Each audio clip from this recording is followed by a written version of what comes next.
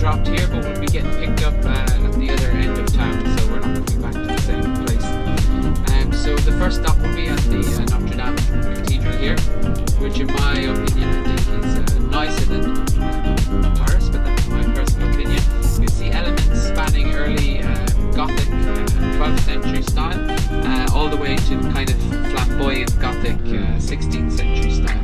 So the first kind of church that was here was in the small church, Christian church in the 4th century, and then around 1060 they started to build this cathedral, and that basically continued right till around 1876. So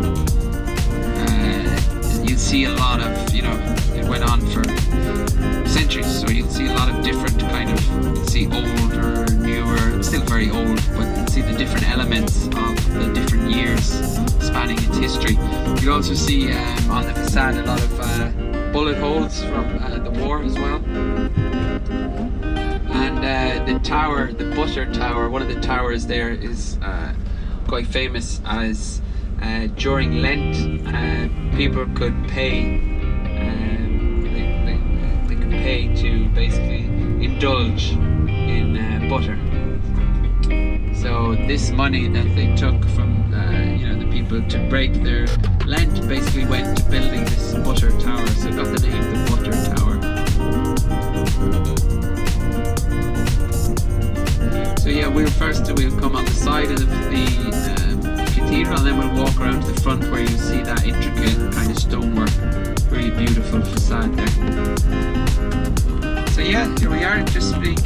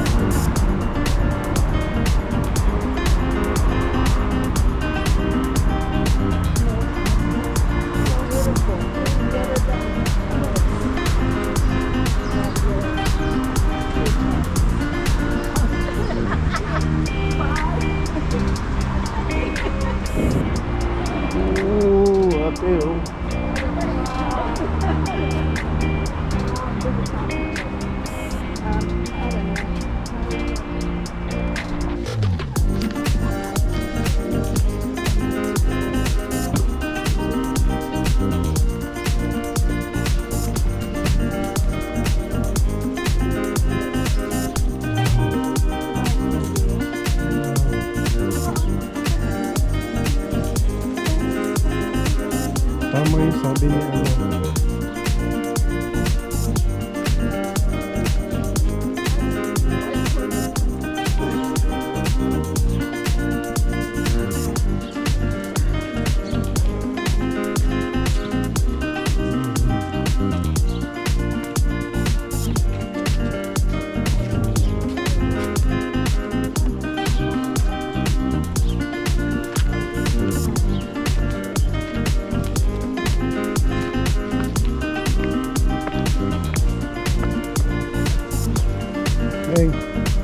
Okay.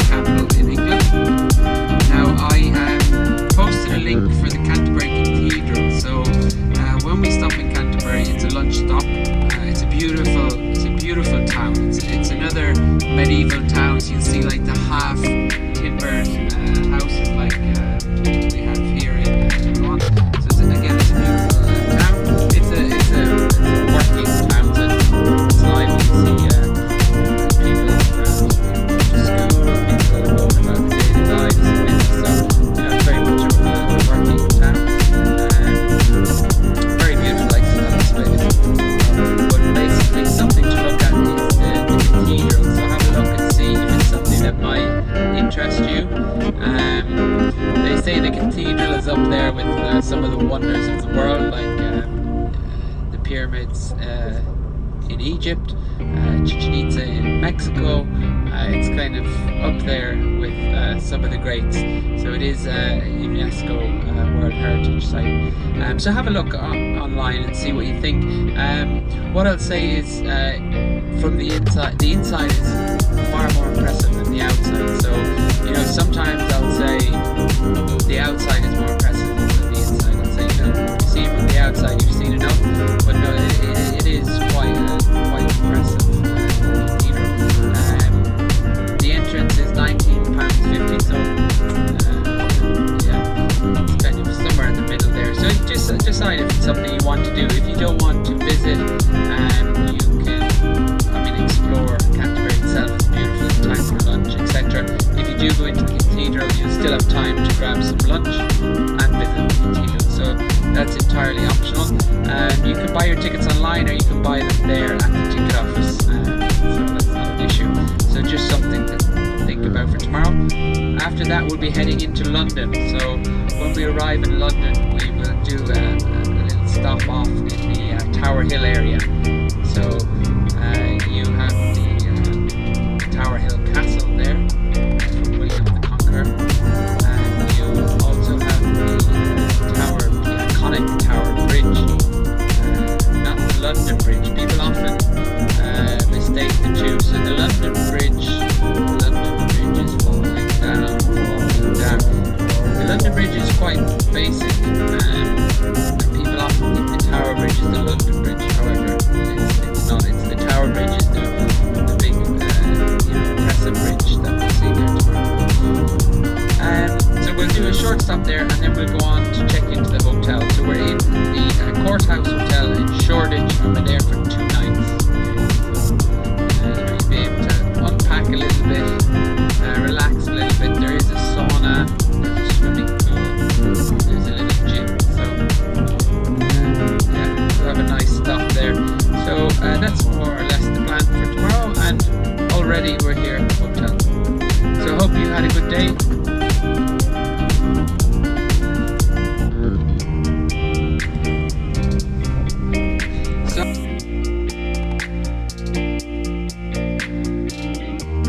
What about the national dish? Can you tell me what the national dish is? Sausages and mash.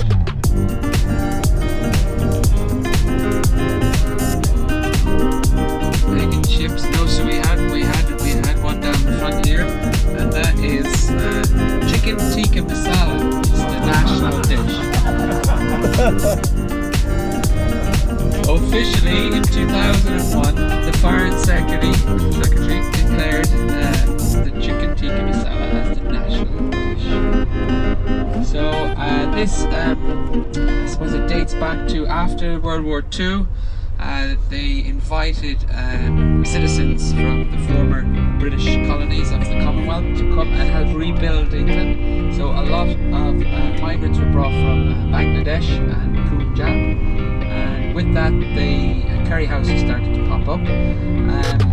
Chicken tikka was like a chicken cooked in a tandoori oven with some spices. It was too dry for the British palate. So the story goes up in Glasgow, Scotland. The man requires the gravy with his chicken tikka, and the chef, like Bangladeshi chef, mixed some tomato soup and some cream, and along with the spices created the chicken tikka masala. So you see that on menus everywhere. There you go. It's a symbol of, embracing, adapting the ever-changing culture. Along with all the other ones, fish and chips, I suppose, would have been more classic dish. So on the right, the white cliffs of Dover. So great big chalk cliffs. The highest point is about 315 feet, 110 meters or so. And throughout history, they've kind of symbolized, defense as well as hope. So often it was the last thing soldiers would see when they left England, and it was also the first thing they'd see on return. So throughout both World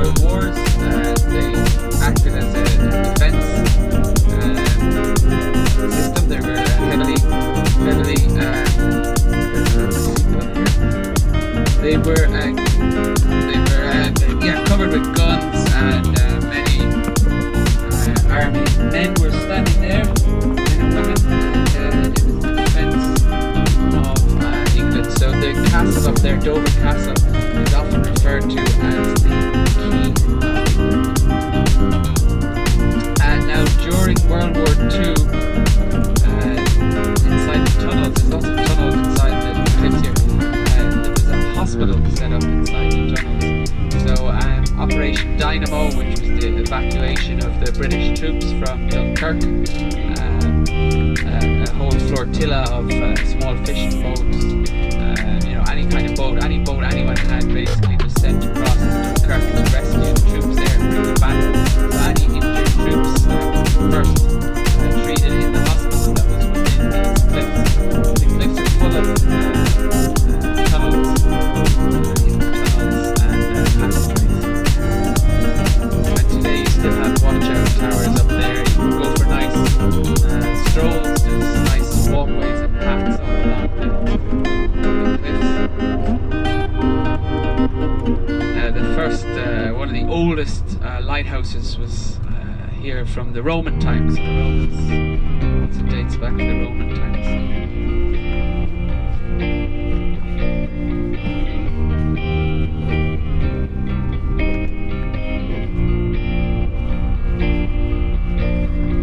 You have just further over to the right, Folkestone. This was the closest beach to London, Brighton. Also get a lot of people coming down here on a sunny day.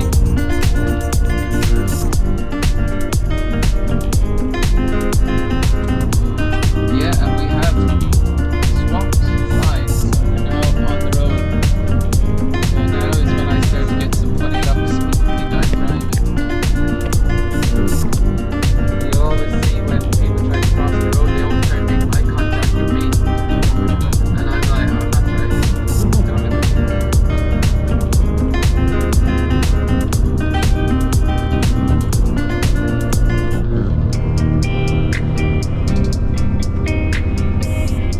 So yeah, we've also changed from kilometers an hour now to miles an hour. Meters to feet.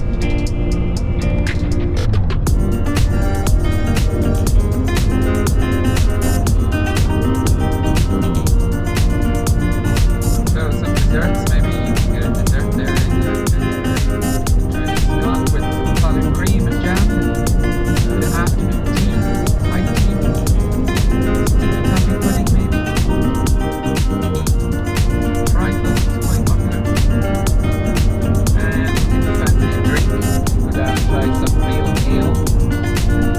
Real ale will often be hand pumped. Ale is quite a traditional beer. They drink back in medieval times.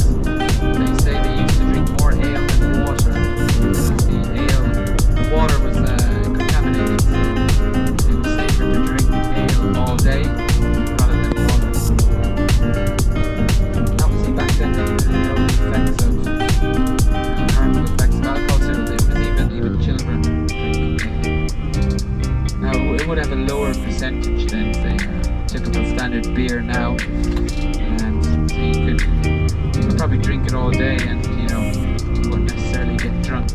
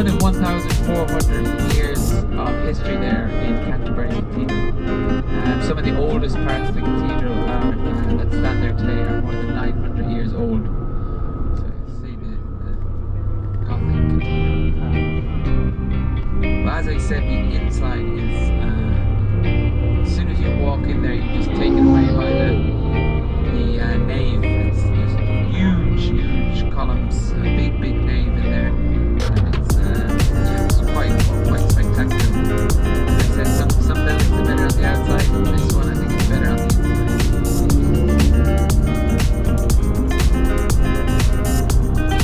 You've also got St. Martin's Church there in Canterbury, which is the oldest working church in the English-speaking world. So this was actually before Augustine's arrival.